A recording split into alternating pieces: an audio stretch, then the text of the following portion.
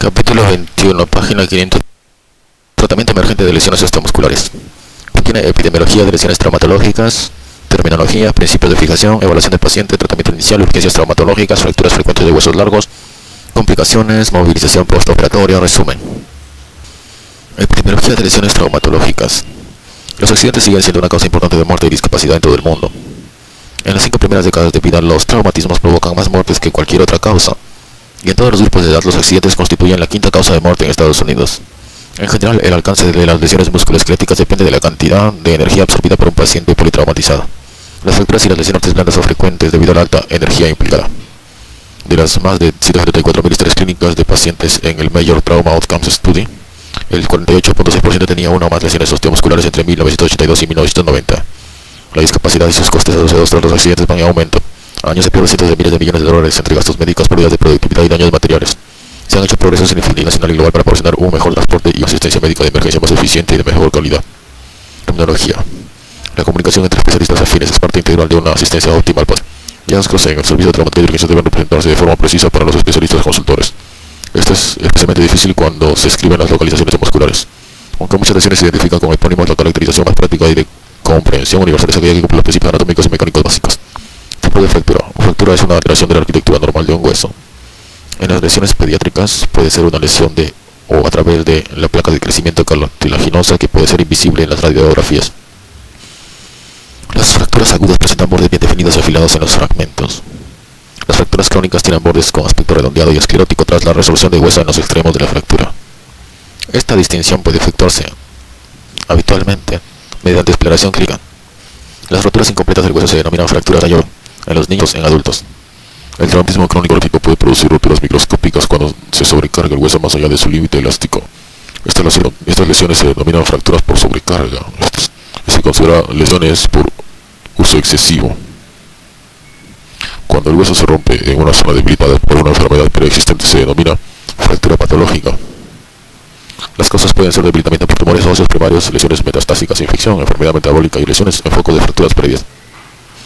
Aunque habitualmente no se denominan así, las fracturas en hueso osteoporótico se consideran técnicamente patológicas. Para describir estas lesiones se emplea con más frecuencia el término fracturas por insuficiencia o fragilidad. A diferencia de las fracturas recientes en hueso sano, estas suelen producirse por traumatismos con mucha menos energía, como las caídas de bipedestación. Las fracturas de cadera, fracturas por compresión de huesos vertebrales y fracturas del radio distal en la extremidad son ejemplos frecuentes. Una fractura se considera abierta cuando una herida suprayacente produce comunicación entre el foco de fractura y el ambiente exterior. Van desde el pequeño orificio en la piel de dentro a afuera a lesiones graves por aplastamiento. Los patrones de fractura de alta energía indican que las partes blandas, además de los huesos, han absorbido fuerzas intensas. Aunque la laceración de la piel es el elemento más aparente cuando se valora la gravedad de la lesión, también hay que tener en cuenta la energía de la fractura, el grado de contaminación y la lesión de partes blandas. La contaminación del hueso puede producir osteomielitis con sus nefastas consecuencias que precisa tratamiento urgente. Una fractura intraarticular es aquella que se extiende a una articulación. Cuando existe un daño significativo del cartílago es probable que se produzcan cambios degenerativos tardíos. Estas lesiones ocurren normalmente por una carga compresiva o axial o a través de la articulación. Las fracturas intraarticulares desplazadas requieren reducción anatómica y fijación interna urgentes para evitar la artrosis postraumática. Las fracturas de los huesos largos se caracterizan por su localización anatómica. La epífisis comprende la zona entre la placa de crecimiento, fisis, o la huella fisiera, y la superficie articular. La metáfisis se localiza entre la epífisis y la diáfisis y comprende la placa de crecimiento. El hueso en esta zona es más blando y más vascular debido a su naturaleza trabecular. La diáfisis comprende el eje del hueso entre la metáfisis proximal y distal. Las fracturas pueden describirse según su localización de estas tres zonas o según la localización por tercios del hueso, proximal, medio y distal. En su zona el húmero y el fémur se ensanchan para formar superficies articulares. Estos ensanchamientos se denominan epicóndilos. Las fracturas en esta región se denominan supracondilias. Las superficies articulares se denominan cóndilos. Las fracturas cóndilos son intraarticulares y pueden extenderse en dirección proximal. Son distinciones importantes porque estas lesiones presentan dificultades de tratamiento. También puede definirse la fractura por el patrón de disrupción cortical. La orientación de la línea principal de fractura puede ser transversa, obliqua o espiral. Las fracturas transversas, oblicuas se producen al aplicar un momento de flexión. Las fracturas espiroideas son el resultado parten de una fuerza rotacional alrededor del eje mayor. La conmoción o fragmentación es la presencia de múltiples fragmentos en la fractura y habitualmente denotan un traumatismo de alta energía o un hueso debilitado en el paciente anciano. El fragmento en ala de mariposa es una zona de conmoción en uno de los patrones de fractura simple descritos con anterioridad. En la figura vemos términos descriptivos utilizados para caracterizar las fracturas de la diáfisis femoral. A. Fractura diafisiera transversal. B. Fractura oblicua corta. C. Fractura oblicua larga. La corta es hacia distal, la punta, y la larga es la punta hacia arriba, hacia proximal.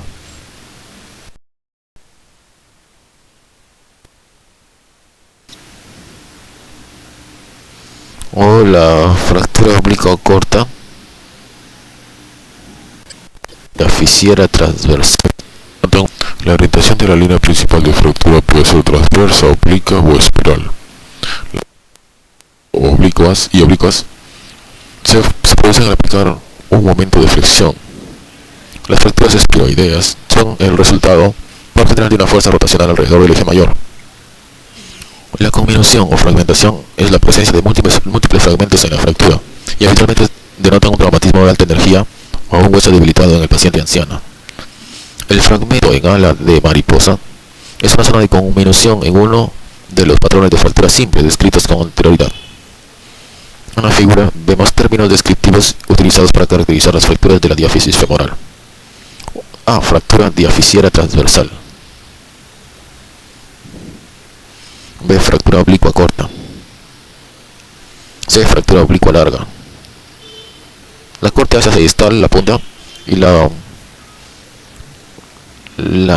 larga es la punta hacia arriba, hacia proximal.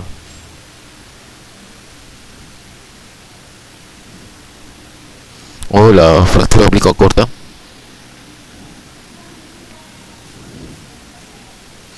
bueno, el fragmento en alas de mariposa o cuña en una fractura diafisiaria de fémur, una fractura segmentaria, fractura conminuta.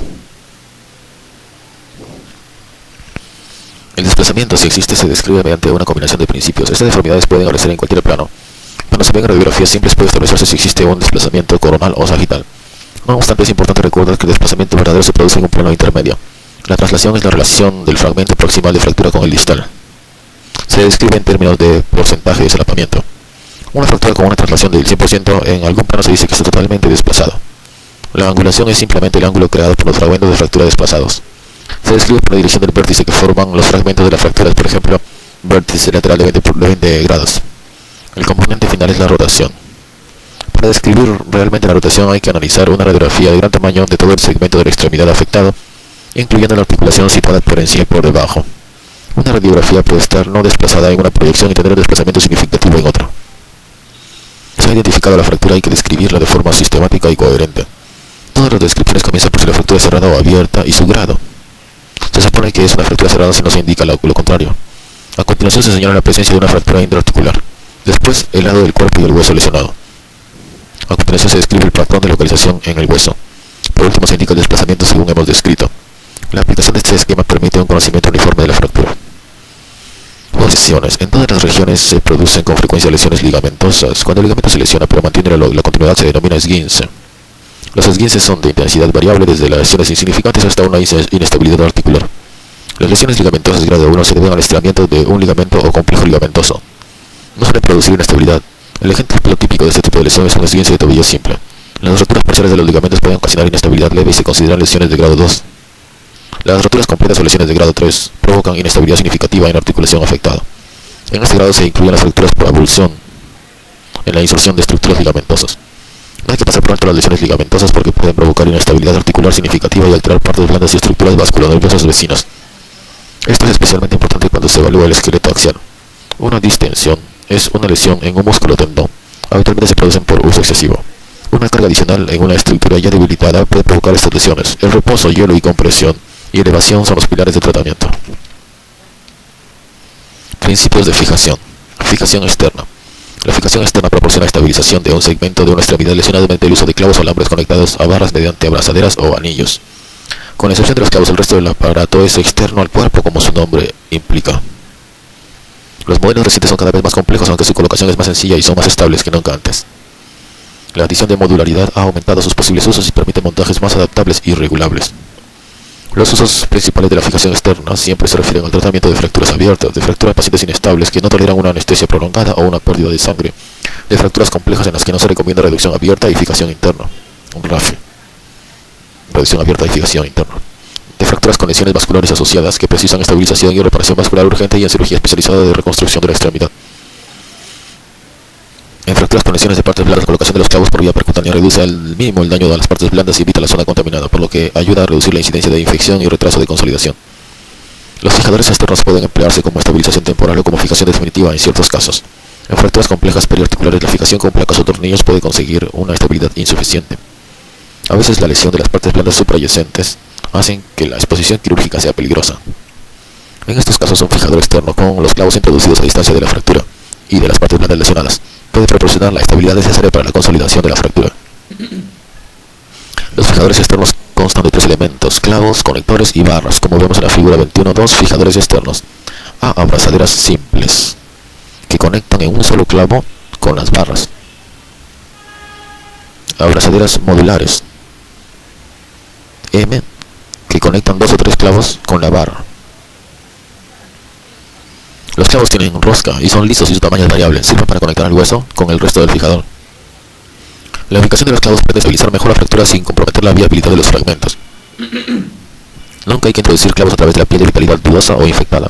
Una variedad de abrazaderas sirve como conectores para asegurar los clavos a las barras que forman la estructura externa. La mayoría son rótulas universales que permiten múltiples grados de libertad. Las abrazaderas de conexión han avanzado hasta el punto de que ahora se conectan de forma instantánea con los clavos y las barras. Pueden combinarse con anillos o barras articuladas y permiten permutaciones casi ilimitadas para montar la estructura. Las barras estabilizadoras son casi siempre radiotransparentes para permitir la exploración radiológica tras su colocación. Las barras roscadas, los raíles de transporte óseo, los dispositivos de alargamiento motorizados y los puntales dinámicos son pequeñas muestras de los tipos de barras que pueden utilizarse para conseguir resultados concretos. Una vez colocado, el fijador externo precisa una vigilancia y atención continua. El cuidado de los clavos comienza de inmediato y consiste en la limpieza con suelo fisiológico o peróxido de hidrógeno rebajado. La secreción se trata con cuidados locales, antibióticos, retirada y recambio de los clavos o una combinación de estos. Se comprueban los clavos regularmente para asegurarse de que no se han aflojado. El apoyo en carga se regula según el patrón de fractura, la configuración del fijador y los objetivos del tratamiento. Fijación interna. La RAFI implica que se hace una incisión en o cerca del foco de fractura con reducción de fractura bajo visión directa o reducción abierta, y una estabilización rígida con placas, tornillos, alambres o combinaciones de estos. Fijación interna. La RAFI se emplea con frecuencia para el tratamiento de fracturas periarticulares y fracturas del esqueleto axial.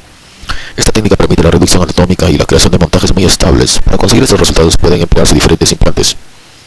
Clavos y tornillos. Los clavos y tornillos son los implantes más simples. Pueden colocarse en diferentes regiones y con frecuencia se colocan por vía percutánea. Las agujas de Kirchner pueden ser temporales y se utilizan con frecuencia para la estabilización de fragmentos pequeños. También pueden usarse para mantener provisionalmente una reducción mientras se coloca una fijación más estable. Los tornillos pueden utilizarse para dar compresión interfragmentaria cuando se colocan con una técnica tirafondos, como la figura 21.3. Indicaciones típicas de los tornillos tirafondos de esponjosa. A. 2 tornillos de esponjosa de 6,5 milímetros, con rosca de 32 milímetros y con arandelas para fijar una fractura del cóndilo femoral lateral. B. Tornillo de esponjosa de 4 milímetros, insertado de delante a atrás para fijar el fragmento posterior de la tibia distal. C. 2 tornillos de esponjosa de 4 milímetros para fijar una fractura del malleolo tibial. D. Tornillo de esponjosa de 4 milímetros utilizado para fijar un fragmento de la región anterior de la tibia distal con el ligamento sindesmal. E. Tornillo de esponjosa de 4 milímetros utilizado para fijar una fractura epifisiaria de la tibia distal. F. 2 tornillos de esponjosa de 4 milímetros usados para fijar una fractura oblicua del malleolo tibial. G. Tornillo malleolar insertado oblicuamente para fijar una fractura oblicua corta del peroné distal. Esta dirección de inserción permite el agarre cortical con una mayor fuerza de compresión. H. Tornillo de esponjosa de 4 milímetros utilizado para fijar el componente vertical de una fractura supracondilia en Y del húmero distal. Esta técnica emplea un agujero deslizante en un fragmento que permite que el tornillo tire del fragmento opuesto hacia el fragmento más próximo, consiguiendo compresión. Cuando las fuerzas aplicadas a través de un foco de fractura tienden a desplazarla en tensión, puede emplearse una técnica de banda de tensión. Esta técnica usa diferentes implantes para convertir las fuerzas de tensión en un lado de la fractura en fuerzas de compresión a través de toda la superficie de contacto, como la figura 21.4. Principios de la banda de tensión. 1. Báscula y conectada a dos muelles. 2. Se carga con un peso colocado sobre el eje central de la báscula. Se produce una compresión uniforme de ambos muelles. 3. Cuando se carga la báscula excéntricamente al colocar un peso a cierta distancia del eje central de la báscula, el muelle del mismo lado se comprime, mientras que el muelle del lado contrario sufre tensión y se estira. 4. Si se coloca una banda de tensión antes de la carga excéntrica, esta resiste la tensión, que de otro modo estiraría el muelle opuesto, y la transforma en una compresión uniforme de ambos muelles. B. Principio de la banda de tensión aplicado a la fijación de una fractura transversal de rótula. 1. La proyección anteroposterior Kirchner paralela así de la banda de tensión anterior. 2. La proyección lateral demuestra la tracción antagonista de isquiotibiales y cuádriceps que provoca un momento de flexión de la rotura sobre la tróclea femoral. Una banda de tensión anterior transforma esta carga excéntrica en compresión en el foco de fractura. C. Principio de la banda de tensión aplicado a la fijación de una fractura de olecranon. La tracción antagonista del tríceps y del braquial anterior provoca un momento de flexión del cúbito sobre la tróclea humeral. La banda de tensión dorsal transforma esta carga excéntrica en compresión en el foco de fractura. D. Principio de la banda de tensión aplicado a la fijación de una fractura del trocánter mayor. Con la cadera como fulcro, la tracción antagonista de aductores y abductores produce un momento de flexión en el fémur. La banda de tensión lateral transforma esta carga excéntrica en compresión del foco de fractura del trocánter mayor. E. Principio de la banda de tensión aplicado a la fijación de una fractura de la tuberosidad mayor del húmero. Con la glenoides como fulcro, la tracción antagonista de pectoral mayor y supraespinoso produce un momento de flexión en el húmero. La banda de tensión lateral transforma esta carga excéntrica en compresión en el foco de fractura de la tuberosidad mayor. Tradicionalmente se han empleado alambres o cables para crear bandas de tensión. Una muestra que también pueden utilizarse placas o estructuras no absorbibles. Las bandas de tensión se emplean con más frecuencia en fractura de olecranon, rótula y trocánter mayor. Placas. Las placas se utilizan con frecuencia para la fijación interfracturas. Permiten la distribución uniforme de fuerzas en toda su longitud y cumplen diferentes funciones biomecánicas. La placa de neutralización se emplea para proteger a otra forma de fijación de fuerzas excesivas. A menudo se usa en combinación con tornillos tirafondos, y estas placas añaden estabilidad a la torsión y estabilidad a la flexión. La adición de una placa de neutralización permite una movilización más rápida que con una fijación menos estable. Las placas de sostén se emplean para contrarrestar fuerzas que se producen a través de un foco de fractura durante la carga axial. Las fracturas longitudinales y oblicuas cerca de las articulaciones tienden a desplazarse a lo largo de la línea de fractura cuando se someten a cargas axiales. Las placas colocadas de forma longitudinal pueden formar un ángulo con la cortical intacta que evita el desplazamiento axial. Existen placas con diseño específico para sostén, no obstante cualquier placa puede colocarse en modo de sostén. Las placas de compresión se emplean para aumentar la estabilidad de la fijación cuando se pueden ponerse en contacto los dos fragmentos de fractura principales. Esta técnica permite la compresión directa de los extremos de fractura. Las placas de compresión específica tienen agujeros ovales para tornillo que permiten la colocación excéntrica del tornillo. Cuando se emplea este método, la placa y el fragmento óseo fijado a ella puede desplazarse al apretar el tornillo contra la placa. También puede conseguirse compresión a través de la placa mediante flexión excesiva o con el uso de un compresor. En las fracturas segmentarias o muy diminutas puede ser posible una reducción anatómica y fijación directa de todos los fragmentos. En estas situaciones puede usarse una placa puente para dar estabilidad rígida a un hueso largo.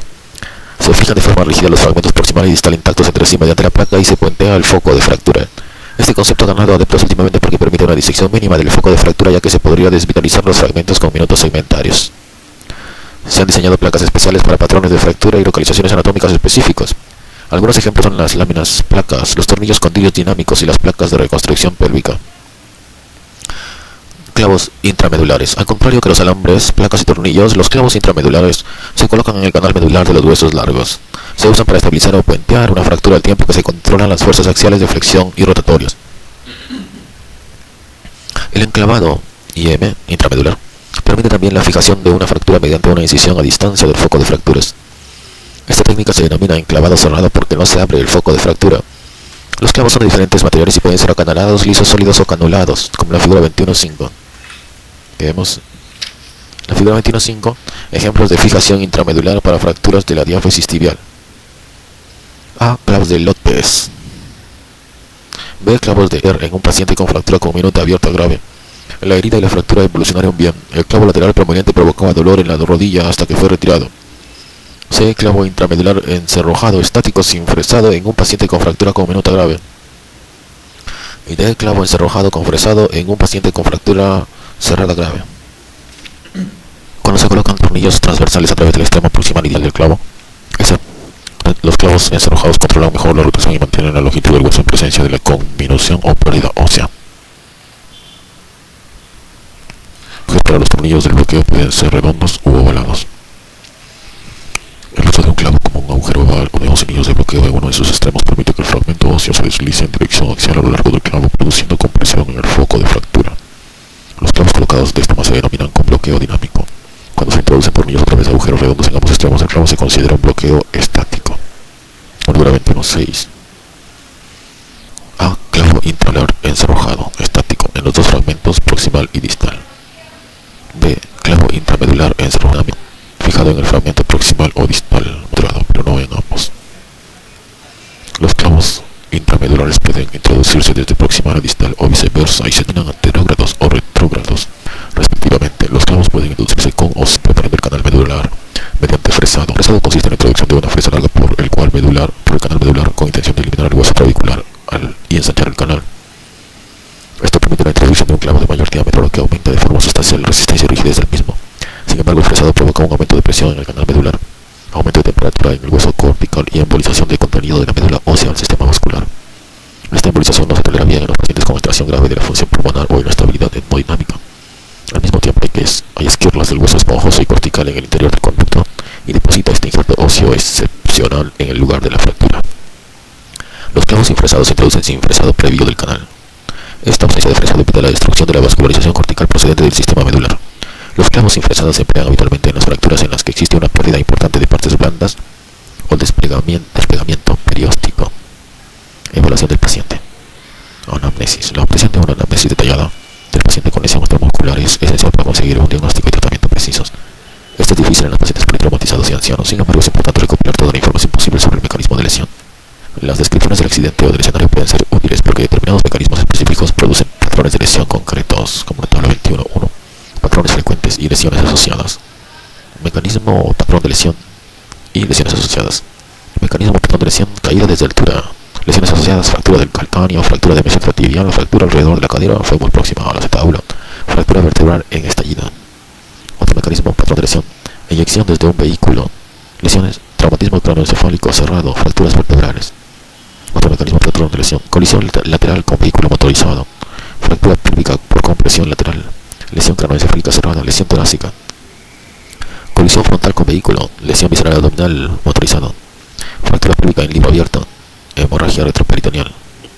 Luxación posterior de rodilla, lesión de arteria popltea, fractura supracondylia, lesión de arteria braquial de húmero, lesión nerviosa mediano radial. Otro mecanismo patrón de lesión: luxación anterior de hombro, lesión nervio axilar. Luxación posterior de cadera, lesión nervio ciático, rama peronea. Hay que realizar una anamnesis general sobre aspectos demográficos, antecedentes de salud, intervenciones quirúrgicas previas y situación social. También es útil conocer las alergias, medicación habitual y tiempo transcurrido desde la última comida. Además es importante obtener información sobre la posición de las extremidades antes y después de la lesión. El estado de ambulación antes de la lesión ayuda a establecer objetivos realistas de recuperación funcional. Hay que comprobar la presencia de algún síntoma neurológico transitorio como pérdida de conciencia, adormecimiento, parestesias y espasmos. En los pacientes con lesiones en la espalda o el cuello hay que comprobar también la pérdida de control vesical e intestinal. El tiempo transcurrido desde la lesión supone una información crítica en el paciente con lesión vascular, herida abierta o luxación. Evaluación en la sala de traumatología. La exploración del politraumatizado debe seguir los protocolos del soporte vital traumático avanzado de forma sistemática y debe ir acompañada de tratamiento. Los primeros 5 minutos de reanimación se dedican a asegurar la vía respiratoria, establecer la ventilación y mantener el soporte circulatorio. Se supone que los pacientes con inestabilidad hemodinámica están en shock hemorrágico hasta que no se demuestra lo contrario. Hay que detectar una hemorragia oculta en la cavidad pleural, abdomen, retroperitoneo o pelvis. En los pacientes inestables en los que se sospecha una lesión intraabdominal hay que realizar lavado peritoneal, diagnóstico o ecografía transabdominal seriada. Una radiografía de tórax revela la idea general. Colocan tubos de tórax si es necesario. Se observa la anchura del mediastino y se realiza una arteriografía después de controlar una hemorragia peligrosa.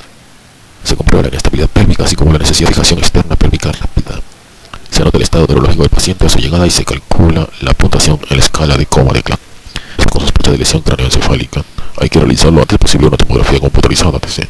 Las lesiones vasculares periféricas y osteomusculares son las siguientes por orden de prioridad, seguidas por las lesiones maxilofaciales. Todas las fracturas abiertas deben recibir tratamiento en las 8 primeras horas. El tratamiento inicial en la sala de traumatología consiste en antibióticos, profilaxis antitetánica y cura de la herida. Los apósitos estériles colocados en el lugar del accidente o en la sala de traumatología deben dejarse en su lugar hasta que el paciente llegue al quirófano. Esto ha reducido la tasa de infección en comparación con el cambio de apósito sistemático en la sala de traumatología. La estabilización urgente de fracturas, reparación muscular, desvidramiento y fasciotomía en extremidades con lesiones graves han reducido la incidencia de síndrome de dificultad respiratoria del adulto SDRA y de fracaso multiorgánico.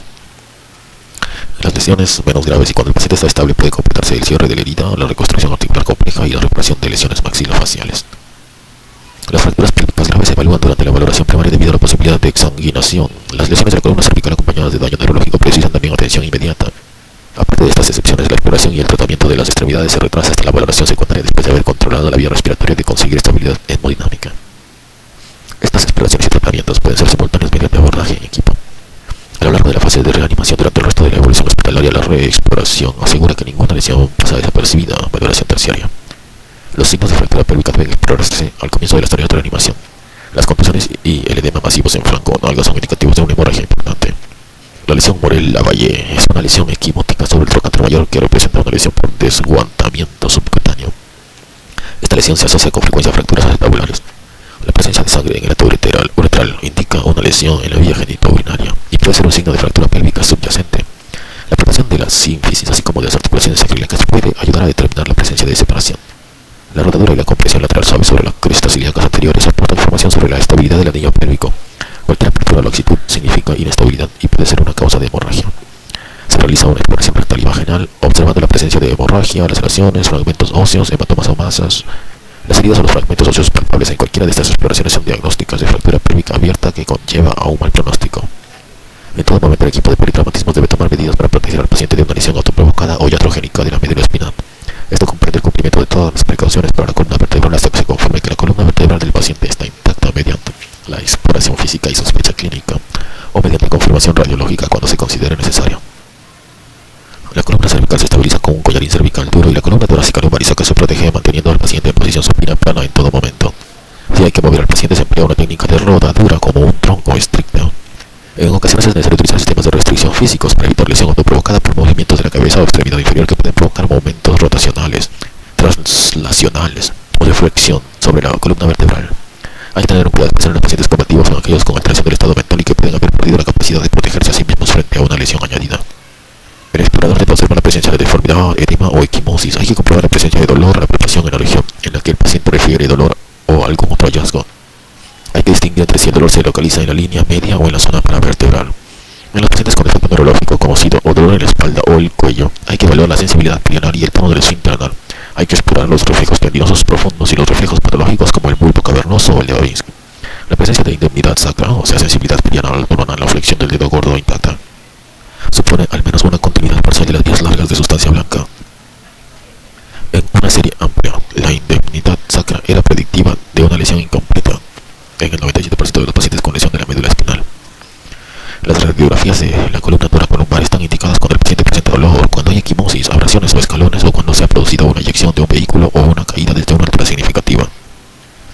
En pacientes politraumatizados hay que realizar radiografías anteroposterior lateral y de odontoides de la columna cervical. Las radiografías no se consideran adecuadas a menos que pueda verse toda la columna cervical desde la cima de la apófisis odontoides hasta el platillo superior de la primera vértebra dorsal.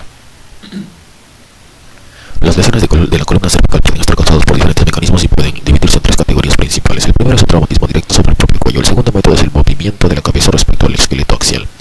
Esto puede producirse por traumatismo directo sobre la cabeza o por movimiento continuado de la cabeza respecto al cuerpo fijo, como ocurre a menudo en el traumatismo cerrado, como en el choque entre coches con el cuerpo sujeto. Al intentar sujetar la cabeza para que no se mueva, la columna cervical sufre un momento de flexión o torsión de gran magnitud que provoca lesiones por flexión, extensión o por rotación respectivamente. Un tercer mecanismo de lesión de la columna cervical es la carga axial directa sobre el cráneo que produce fuerzas de compresión axial a través de las vértebras cervicales. Esto puede producir una fractura, estallido y posible lesión de la médula espinal, aunque este patrón de lesión es más frecuente en la columna lumbar. Las fracturas de estallido, por definición, consisten en una lesión de la columna media de las vértebras. Hay que diferenciar estas fracturas de las fracturas por compresión, que solo afectan a la columna anterior, 2/3 anteriores, y muy pocas veces se acompañan de lesión medular espinal. Las fracturas de estallido son frecuentes estallidos desde altura en los pies, transmiten una carga axial al esqueleto axial superior cuando el pie golpea al suelo primero. Este mecanismo deriva en un patrón específico de fracturas de calcáneo y fracturas estallido lumbares. Dependiendo del patrón de fractura, el tratamiento de las lesiones vertebrales varía en la observación, uso de corsé, fijación quirúrgica a la fijación con el externo. Sin embargo, el tratamiento de todas las lesiones comienza con la inmovilización estricta y precauciones sobre la columna. La exploración de la extremidad en lesiones aisladas en el paciente politraumatizado sigue un modelo simple, sistemático y reproducible. Hay que explorar todo el esqueleto, incluso si la razón principal para la evaluación es una lesión aislada de la extremidad. El explorador no debe concentrar su atención sobre las lesiones más llamativas o graves. Los signos cardinales de una fractura reciente son deformidad, edema, equimosis, crepitación, dolor a la palpación y dolor al movimiento. Hay que explorar todos los segmentos de la extremidad en busca de las laceraciones y de los signos traumáticos descritos previamente. Hay que explorar el arco de movilidad pasiva de las articulaciones. Siempre que sea posible hay que explorar también la movilidad activa. Los dramas articulares son señales de patología intraarticular, por ejemplo daño ligamentoso o cartilaginoso o fractura intraarticular. A continuación hay que realizar pruebas forzadas manuales de las articulaciones para valorar la integridad de las estructuras ligamentosas. Se realiza y anota una exploración vasculonerviosa, se palpan los pulsos y se comparan con los de la extremidad contraria no lesionada cuando sea posible. Se realiza una exploración Doppler cuando los pulsos sean débiles o ausentes. Hay que comprobar la función motora y sensitiva en todos los dermatomas de la extremidad, así como en el tronco del paciente con dolor en la columna torácica. Hay que palpar los compartimentos afectados para evitar las complicaciones derivadas de no identificar un síndrome compartimental. Si el compartimiento está firme o tenso, hay que comprobar si la presión está elevada, si el estado del paciente lo permite. Si la presión está elevada, hay que realizar una fasciotomía urgente. Antes de trasladar al paciente a la sala de reanimación, hay que alinear y estabilizar de forma provisional las fracturas de los huesos largos. Esto facilita el traslado, reduce el dolor, disminuye el traumatismo sobre las partes blandas y la hemorragia, reduce la probabilidad de que una fractura cerrada se convierta en abierta, mejora la calidad de las radiografías y previene una lesión vasculonerviosa adicional. Cuando está indicado, se colocan férulas de tracción o una tracción esquelética. Diagnóstico por imagen. Para la siguiente, estamos en página 530. Página 530. Diagnóstico por imagen. Seguimos en el capítulo 21, tratamiento emergente de lesiones osteomusculares. La exploración radiológica sirve para complementar y ampliar la información recopilada durante la valoración primaria, anamnesis y exploración física. En el paciente politraumatizado, el protocolo del soporte vital traumático avanzado consiste en una proyección lateral de la columna cervical y en una proyección anteroposterior de tórax y pelvis. La valoración secundaria determina a continuación qué radiografías de las extremidades son necesarias. Cuando se realizan radiografías de los huesos largos es importante verificar la integridad de los segmentos de la extremidad adyacentes. Por esta razón hay que incluir en las radiografías la proximal y distal a la zona explorada. Deben radiografiarse por separado si el chasis no es suficientemente grande para incluir ambas en una misma radiografía. De modo similar, cuando se sospecha patología en una articulación, hay que incluir en la radiografía el hueso proximal y distal que el mono. Esto ayuda a identificar las lesiones habitualmente relacionadas con los segmentos del ambiente que de otro modo podrían pasar desapercibidas. Dado que el hueso es un objeto tridimensional, una radiografía bidimensional no permite describir la fractura. Para conocer la posición y dirección de los fragmentos de fractura hay que obtener proyecciones ortogonales, anterior, posterior y lateral verdaderas del hueso a 90 grados entre sí. Todas las extremidades con deformidad deben rotarse a su posición anatómica antes de obtener las radiografías. Esto reduce la confusión a la hora de describir la fractura. El objetivo de la evaluación radiológica de las fracturas intraarticulares es la cuantificación de la incongruencia articular. Se obtienen radiografías de la articulación y de los huesos largos adyacentes. Las radiografías paralelas a la superficie articular son las que mejor representan cualquier escalón que pueda haber. En las fracturas intraarticulares complejas suele ser necesaria una TC para conocer por completo la posición y el desplazamiento de todos los fragmentos articulares. La TC proporciona un detalle fino, ayuda a localizar pequeños fragmentos en el interior de la articulación y permite mejor la extensión de los trazos de la fractura intraarticulares. Sin embargo, no debe sustituir a unas buenas proyecciones radiológicas. Las radiografías siempre son más adecuadas para describir con precisión las características generales de la fractura y la alineación del miembro. En determinadas circunstancias se obtienen pruebas de imagen complementarias solo después de revisar con atención las radiografías simples. Las radiografías en posición forzada, de estrés, se realizan cuando se sospecha una lesión ligamentosa o de la placa de crecimiento tras la exploración clínica, pero no es evidente en las radiografías simples. La separación de la articulación o fisis mediante sobrecarga de la estructura en cuestión es diagnóstica, como la figura 21.7, donde vemos una radiografía de una lesión fisaria antemordial. La pellera posterior con estrés en valgo revela la disrupción fisaria inestable. Las lesiones ligamentosas de la columna cervical se diagnostican a menudo de esta forma con radiografías en flexión-extensión activa. No debe intentarse la flexión-extensión pasiva. En ocasiones son necesarias proyecciones oblicuas para evaluar estructuras más complejas como el hombro, tibia, proximal y acetábulo. Hay que realizar proyecciones anteroposterior y lateral verdaderas del hombro en relación con la escápula debido a la orientación de la articulación. La mejor proyección lateral es la proyección axilar. Se inclina el tubo en dirección cefálica con la placa sobre la zona superior del hombro y el brazo en abducción y rotación externa. A menudo resulta difícil obtener esta proyección debido a dolor o inestabilidad en el extremo proximal del húmero. Las proyecciones de Judet en proyecciones oblicuas a 45 grados se emplean para evaluar el acetábulo. Debido a la orientación espacial del acetábulo, estas son proyecciones ortogonales cuando se inclina el tubo de rayos X hacia o lejos del lado afectado. De modo similar, las proyecciones del estrecho superior e inferior de la pelvis permiten una exploración más precisa de las articulaciones sacroiliacas y del propio sacro. La proyección de entrada, estrecho superior de la pelvis, se realiza con el haz de rayos inclinado a 60 grados en dirección caudal, lo que hace que el haz esté perpendicular al borde pélvico. Se ve con facilidad las alas sacras y el desplazamiento de las articulaciones sacroiliacas en el plano antero-posterior. La proyección de salida, estrella inferior de la pelvis, es una proyección oblicua a grados, el tubo inclinado en dirección cefálica. Se ve el sacro en fosse y se ven mejor los agujeros sacros. La resonancia magnética es una técnica de imagen especialmente útil. Se emplea para evaluar las partes blandas, fracturas recientes, fracturas por sobrecarga, lesiones de la médula espinal y patología intraarticular. Sus indicaciones en el campo de la traumatología han aumentado y es particularmente útil en las lesiones de la médula espinal. Habitualmente se emplea en el ámbito ambulatorio para evaluar lesiones de partes blandas y lesiones patológicas. La resonancia magnética se emplea habitualmente en la actualidad para el diagnóstico de una fractura reciente cuando las radiografías siempre son negativas. En los pacientes ancianos con fracturas del cuello femoral o pénicas, la gammagrafía ósea, aunque precisa, no es útil en las 48 horas siguientes a la lesión. Se ha demostrado que la resonancia magnética es al menos tan precisa como la gammagrafía ósea para el diagnóstico de fractura reciente. De forma adicional, la sensibilidad y especificidad de la resonancia magnética fueron iguales en las 24 primeras horas si se realizaba más tarde. El diagnóstico temprano puede acortar la estancia hospitalaria, lo que compensa el mayor coste de la resonancia magnética. La arteriografía es otra técnica importante utilizada en la evaluación de lesiones pélvicas y en las extremidades. Está indicada siempre que hayan signos de isquemia distal en una extremidad. Las luxaciones de rodillas son una causa frecuente de lesión arterial debido a la proximidad de los vasos popliteos. Es obligatoria la reducción inmediata de estas lesiones, seguida de una reevaluación del estado vascular.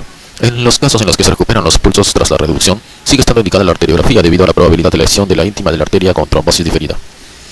Tratamiento inicial. El tratamiento de las lesiones osteomusculares comienza a menudo sobre el terreno. La gravedad de la fractura y el tratamiento de la herida difieren según el grado de entrenamiento y experiencia de las primeras personas que presentan auxilio, testigos, policías y del personal sanitario de emergencia. Por tanto, resulta esencial que el médico que trata inicialmente al paciente realice una evaluación completa y comience el tratamiento, incluyendo la inmovilización y tratamiento de la herida. Tratamiento de la herida. Tras una exploración física meticulosa se empieza el tratamiento de inmediato.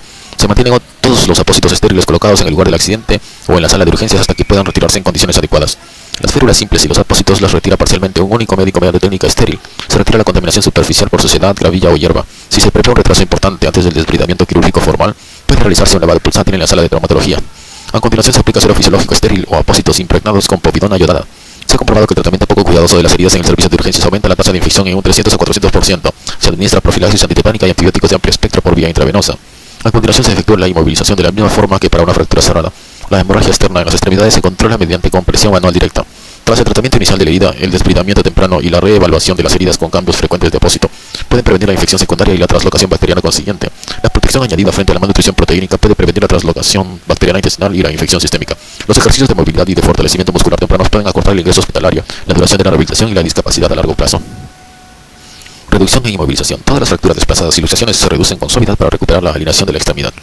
Si el estado del paciente lo permite, se realiza una reducción formal y se inmoviliza la extremidad para mantener su posición. Al aumentar el edema y el espasmo muscular, aumenta la dificultad para la reducción. Por este motivo, la reducción debe intentarse lo antes posible y con el paciente lo más relajado posible. Esto requiere a menudo el uso de analgésicos, narcóticos y sedantes. Esto es particularmente importante en las luxaciones. El espasmo muscular impide la reducción atraumática de estas lesiones. Si tras una relajación y sedación adecuadas la articulación sigue estando luxada, puede ser necesaria la anestesia general. Las maniobras de reducción siguen los mismos principios para todas las fracturas y luxaciones. En primer lugar, se aplica tracción en línea a la extremidad.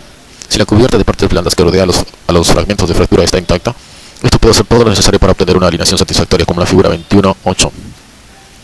Método para la reducción provisional y la aplicación de una férula en la extremidad inferior, desde el fémur distal hasta el pie y superior, desde el húmero distal hasta la muñeca. A. Se aplica una tracción en línea axial sobre la extremidad lesionada y se restablece la alineación general normal. B. Se protege la extremidad con un vendaje blando, capas circunferenciales de algodón de Robert Jones o capas longitudinales de acolchado para escayolas. Y T. Se mide una fírula de escayola o fibra de vidrio y se aplica a la extremidad lesionada con una envoltura compresiva ligera, vendaje elástico o tela de punto cortada al bies. Se fija la envoltura compresiva con una cinta adhesiva en una posición segura. Si es posible, se flexiona la rodilla y se coloca el tobillo en una posición neutra para prevenir una contractura equina. En la siguiente figura continúa, F. Se coloca la extremidad lesionada en una posición neutra, contracción gravitatoria. G y H. Se mide una férula de esfidro de vidrio adecuadamente colchada y se aplica sobre la extremidad con una envoltura de compresión ligera, vendaje elástico o tela de punto cortada al bies. Se fija y la I se fija la envoltura compresiva con cinta adhesiva en una posición segura.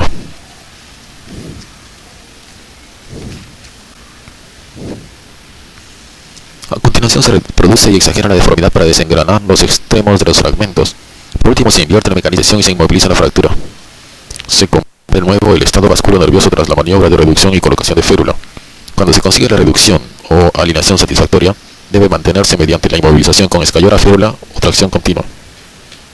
Hay que incluir la articulación proximal y distal para lograr un mejor control frente al desplazamiento.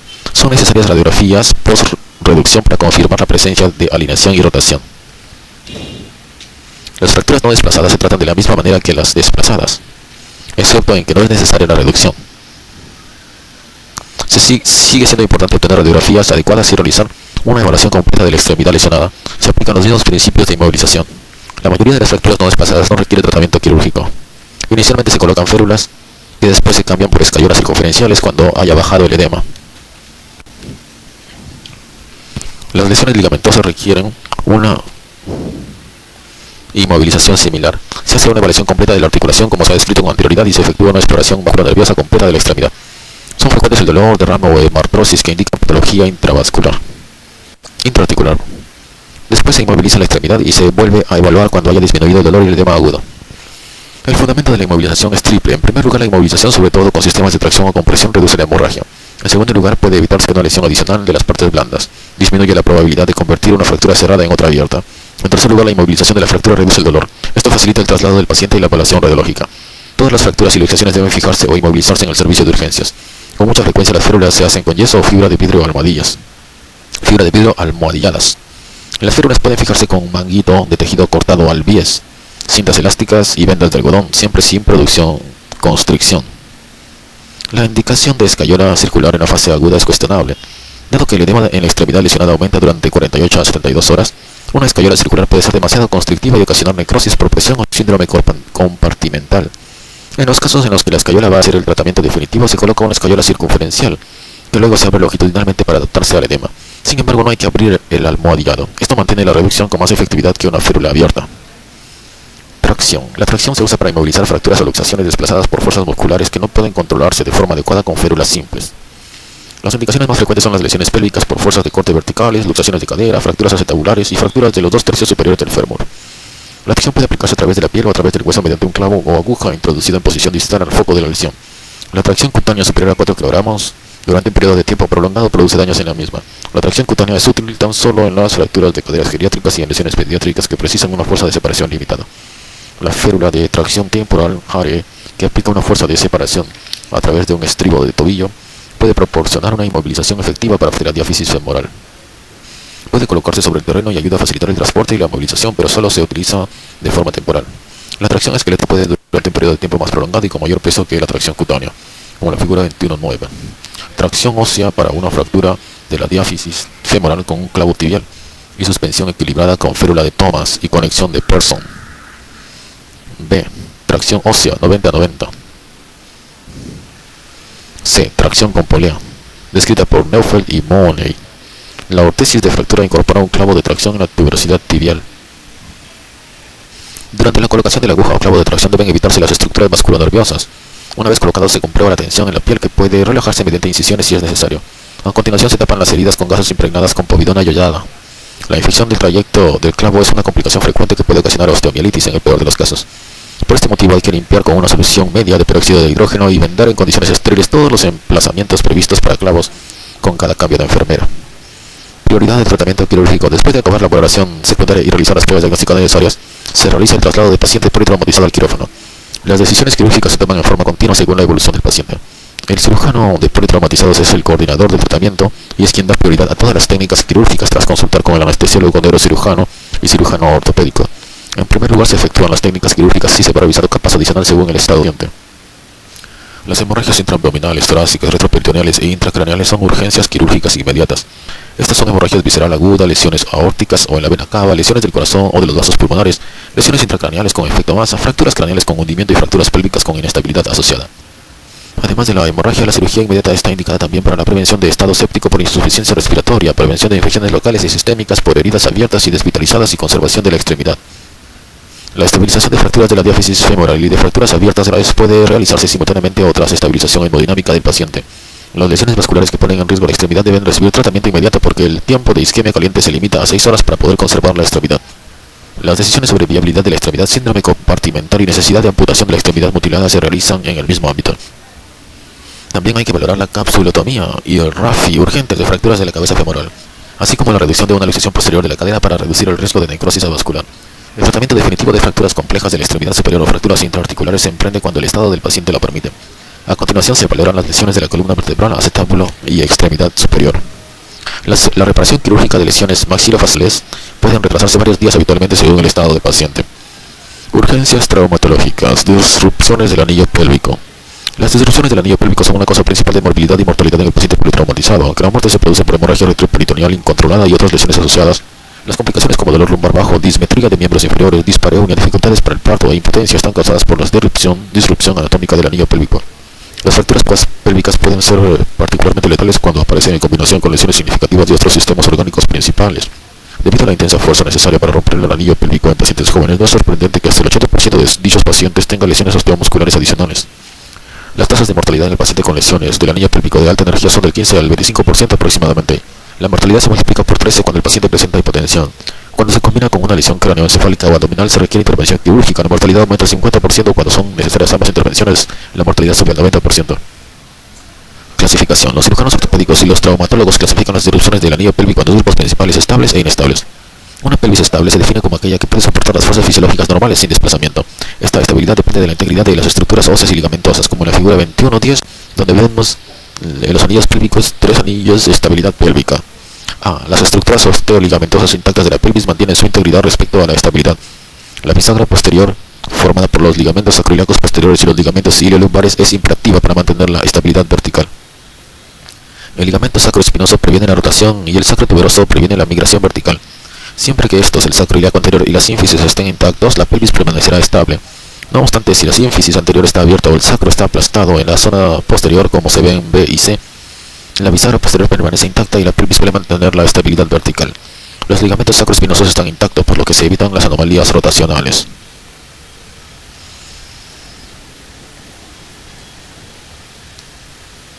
La inestabilidad se divide por lo general en componentes rotacional y vertical, como en la figura 21.11. La separación de la sínfisis del pubis permite abrirse a la pelvis unos 2,5 centímetros sin lesionar ninguna estructura ligamentosa posterior. B. La sección de los ligamentos sacroiliaco anterior y sacroespinoso, bien por sección directa de sus fibras derecha o por avulsión del extremo de la espina ciática izquierda, permite a la pelvis rodar externamente hasta que las espinas ilíacas posteriores superiores chocan contra el sacro.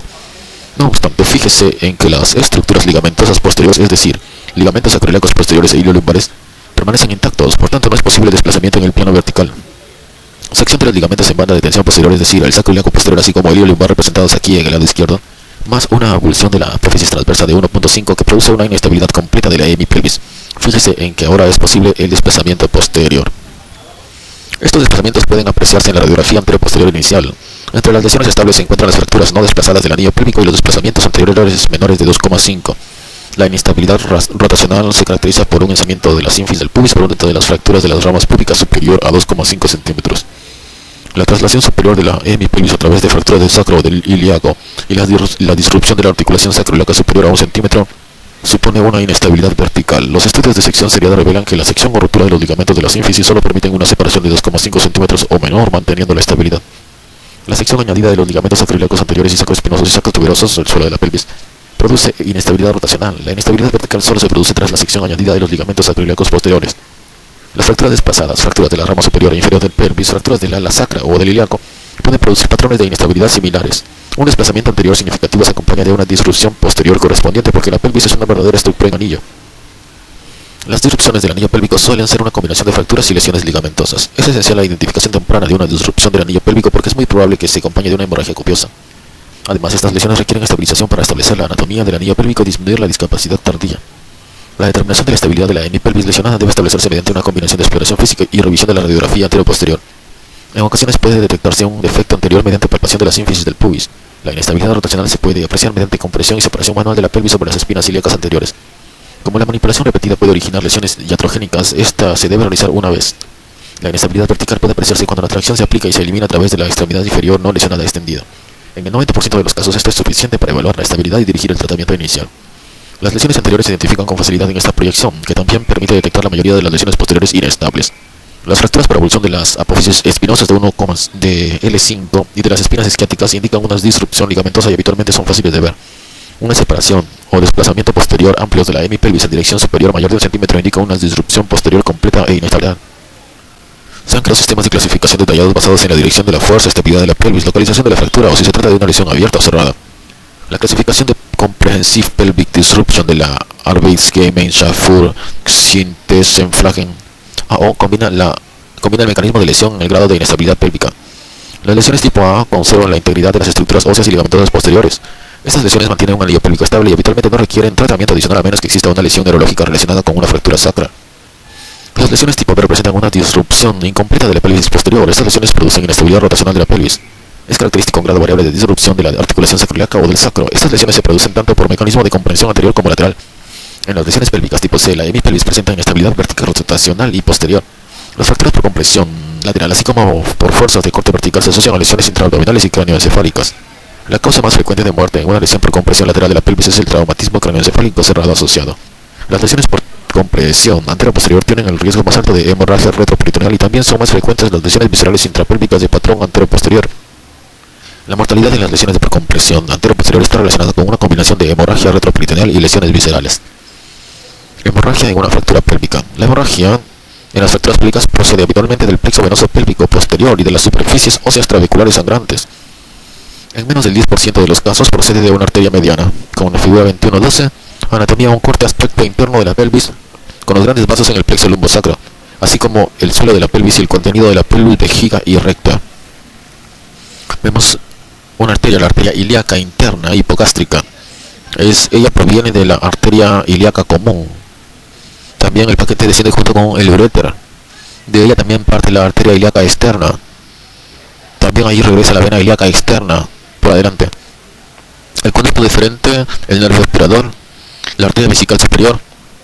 Bueno, la vejiga, la sínfisis del pubis, el recto, la arteria lumbosacra que desciende hasta la última vértebra coxal, los nervios esplénicos pélvicos y la arteria glútea con su superior e inferior.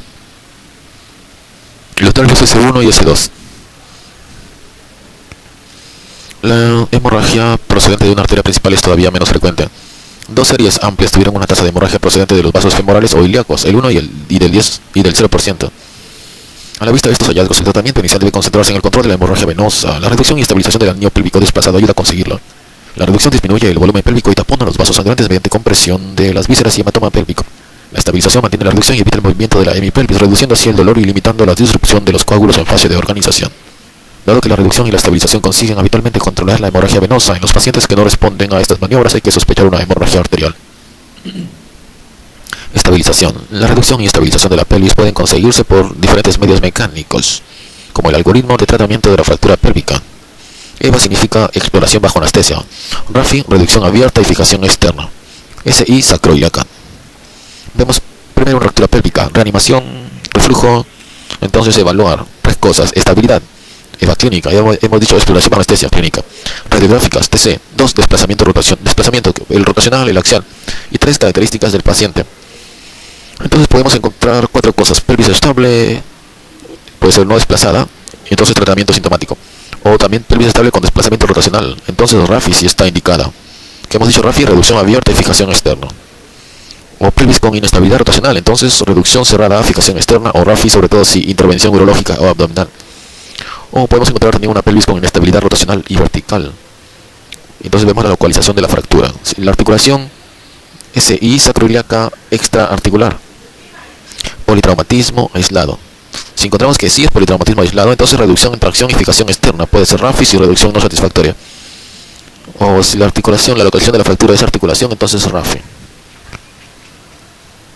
Cuando el personal extrahospitalario detecta una disrupción del anillo pélvico inestable mediante exploración física, debe comenzar el tratamiento uniendo la pelvis con una manta enrollada o con una prenda anti-shock reumática PASAN. Igual que las férulas inflables aplicadas en las extremidades, la PTA funciona mediante compresión de la pelvis. Si se aplica en el lugar del accidente, los PASAN no deben deshincharse hasta que haya comenzado la reanimación del paciente en la sala de politraumatizados. Una PASAN tiene sus ventajas como la facilidad de su uso, aplicación sobre el terreno y que es reutilizable. No obstante, bloquea el acceso al paciente y restringe la excursión del diafragma. Y se han publicado artículos sobre síndrome compartimental glúteo y en el muslo tras su uso prolongado en pacientes hipotensos. El método estándar para controlar la hemorragia pélvica ha sido la aplicación de un fijador externo anterior. La colocación correcta de un fijador externo anterior debe proporcionar estabilidad a la pelvis y al hematoma. al tiempo que permite el acceso al abdomen para intervención quirúrgica. Numerosos estudios han demostrado que su uso rutinario puede mejorar el pronóstico. Aunque puede colocarse en el servicio de urgencias, con frecuencia se retrasa hasta que el paciente llega al quirófano. En estas circunstancias, la pelvis puede permanecer desplazada durante varias horas con una hemorragia venosa continua e incontrolada. Si no puede colocarse el fijador externo de inmediato, debe emplearse otro método de estabilización provisional. En fechas recientes se han desarrollado aparatos denominados abrazaderas pélvicas en C, que pueden colocarse rápidamente para reducir y estabilizar de forma provisional la pelvis en el servicio de urgencias. Su diseño permite aplicar compresión a la pelvis mediante clavos colocados por vía percutánea sobre la superficie externa del laco. Proporciona una estabilidad adecuada y un acceso fácil al abdomen o extremidad sin retirar el aparato, como en la figura 21.14. En las abrazaderas en C vamos a ver las figuras de disrupción del anillo pélvico con hemorragia masiva. A. Radiografía anteroposterior AP de la pelvis con disrupción de la sínfisis del pubis y articulación sacroiliaca. B. Proyección anteroposterior de la pelvis tras reducción mediante estabilizador pélvico. Seguiré paciente con estabilizador pélvico en posición estándar y elevado para poder acceder al perineo o flexionar las caderas en posición de litotomía. Las abrazaderas en C pueden permanecer en posición durante la fase de reanimación y a continuación se sustituyen por métodos de estabilización definitiva cuando el paciente esté preparado. Hay que ser cautos al colocar estas abrazaderas porque si los clavos se colocan en mala posición pueden producirse complicaciones serias. Por la misma razón, estos aparatos solo se emplean en disrupciones del anillo pélvico con inestabilidad rotacional y vertical. Las indicaciones de la angiografía en el diagnóstico y tratamiento de la hemorragia pélvica son discutibles. La incidencia de hemorragia arterial susceptible de embolización es del 10% aproximadamente y en estos casos la arteriografía de embolización puede salvar la vida. No obstante, debido a que la canalización y embolización de los vasos pélvicos es técnicamente difícil y prolongada, la utilización de estas técnicas debe quedar reservada a aquellos casos en los que se haya agotado los restantes métodos de control de la hemorragia. Algoritmos de tratamiento. Los algoritmos de tratamiento del paciente hipotenso con una fractura pélvica deben comenzar con la investigación de la causa del shock, como en la figura. Algoritmo para la reanimación tras disrupción pélvica. Columna C. Columna cervical. D. Descartar. FX fractura. HRP hematoma retroperitoneal. PNAS prenda neumática anti-shock. Q quirófano SU sala de urgencias BIF vías intravenosas.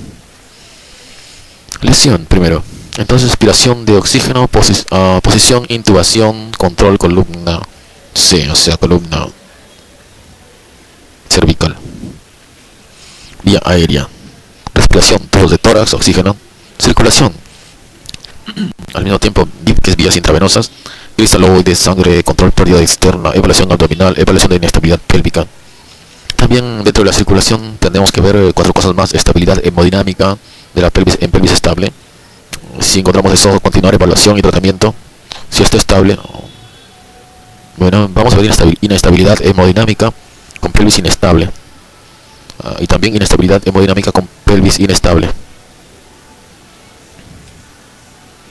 Son 2 cuadros. Inestabilidad hemodinámica, pelvis inestable.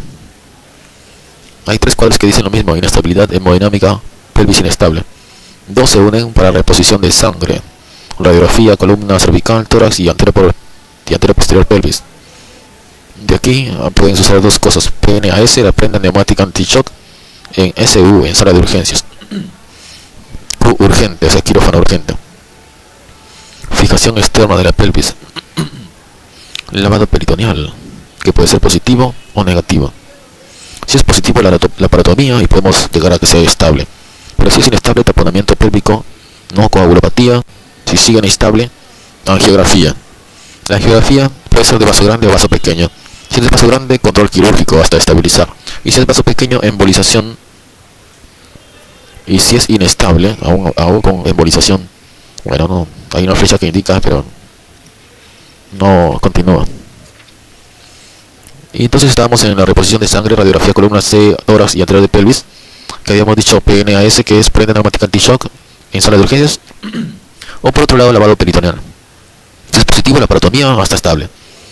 Si es negativo, si sigue inestable, descartar coagulopatía, otra lesión, continuar reposición e ir hasta angiografía. También el otro cuadro de estabilidad hemodinámica pelvis inestable puede continuar evaluación y tratamiento y fijación externa si se precisa movilidad del paciente. Se exploran todas las causas posibles de hemorragia. La auscultación del tórax y la revisión de la radiografía del tórax determinan la presencia de hemotórax y la necesidad de toracotomía. Una vez que se ha descartado un hemotórax como causa del shock o se ha controlado con tubos de tórax, se realiza un lavado peritoneal diagnóstico o una ecografía abdominal. La exploración de pelvis se efectúa como hemos descrito con anterioridad. Se comprueba la presencia de heridas alrededor de la pelvis y en el peritoneo. Se observa la presencia de hemorragia en recto, vagina o meato uretral. Se realiza exploración digital vaginal y rectal mediante palpación para detectar desgarros y fragmentos de fractura. En presencia de una disrupción del anillo pélvico inestable y de un estudio abdominal positivo, hay que efectuar la estabilización de la pelvis antes de la laparotomía. Si no se consigue la estabilidad hemodinámica tras la colocación del fijador externo, debe realizarse a continuación una arteriografía. El tratamiento a largo plazo definitivo de una disrupción del anillo pélvico depende de la gravedad y patrón de la lesión. También el otro cuadro de estabilidad hemodinámica pelvis inestable puede continuar evaluación y tratamiento y fijación externa si se precisa movilidad del paciente. Se exploran todas las causas posibles de hemorragia. La auscultación del tórax y la revisión de la radiografía del tórax determinan la presencia de hemotórax y la necesidad de toracotomía. Una vez que se ha descartado un hemotórax como causa del shock o se ha controlado con tubos de tórax, se realiza un lavado peritoneal diagnóstico o una ecografía abdominal. La exploración de pelvis se efectúa como hemos descrito con anterioridad. Se comprueba la presencia de heridas alrededor de la pelvis y en el peritoneo. Se observa la presencia de hemorragia en recto, vagina o meato uretral. Se realiza exploración digital vaginal y rectal mediante palpación para detectar desgarros y fragmentos de fractura. En presencia de una disrupción del anillo pélvico inestable y de un estudio abdominal positivo, hay que efectuar una estabilización de la pelvis antes de la laparotomía. Si no se consigue la estabilidad hemodinámica tras la colocación del fijador externo, debe realizarse a continuación una arteriografía. El tratamiento plazo definitivo de una disrupción del anillo pélvico depende de la gravedad y patrón de las fracturas o lesiones estables requieren más de una limitación del apoyo en carga. Por las razones ya comentadas, las lesiones inestables precisan con frecuencia una fijación definitiva. Con frecuencia el fijador proporciona estabilización definitiva si se coloca de forma efectiva y se mantiene la reducción. En los casos en los que el fijador puede obstruir el acceso a la pelvis en los que se ha usado una abrazadera en C provisional, puede estar indicada una RAFI o una reducción cerrada y fijación percutánea. Cuando hay inestabilidad rotacional o vertical, conviene estabilizar tanto la región anterior como la posterior de la pelvis. En la región anterior se fija la sínfisis con placa y tornillos. En la región posterior hay más opciones. La articulación sacroiliaca o las fracturas sacras pueden fijarse con placas, barras o con tornillos canulados, introducidos por vía percutánea como en la figura 21-16. Este paciente presentaba una disrupción de la articulación sacroiliaca izquierda fijada con tornillos posteriores. Este hombre fue atropellado por detrás por un camión y sufrió una fractura en la articulación sacroiliaca y ramas del pubis. B. La proyección de entrada confirma el desplazamiento posterior de la articulación sacroiliaca en el lado izquierdo. La proyección de entrada confirma el desplazamiento posterior de la articulación sacroiliaca en el lado izquierdo. C. La proyección anterior posterior muestra la fijación posterior con tornillo en la pelvis. Fíjese que los tornillos se han colocado a través de y dentro del cuerpo del sacro. Esto es necesario para las fracturas sacras, pero también aumenta el agarre en las luxaciones sacroiliacas. Los tornillos están por encima del primer agujero sacro y asientan en el ala. D. Buena colocación de los tornillos en la proyección de entrada que demuestra que se ha conseguido la reducción y una buena fijación con los tornillos en el ala y cuerpo del sacro. Proyección de salida que confirma de nuevo la correcta posición de los tornillos. Aquí vamos a dejarlo, estamos en página 542 y seguimos con lesiones vasculares.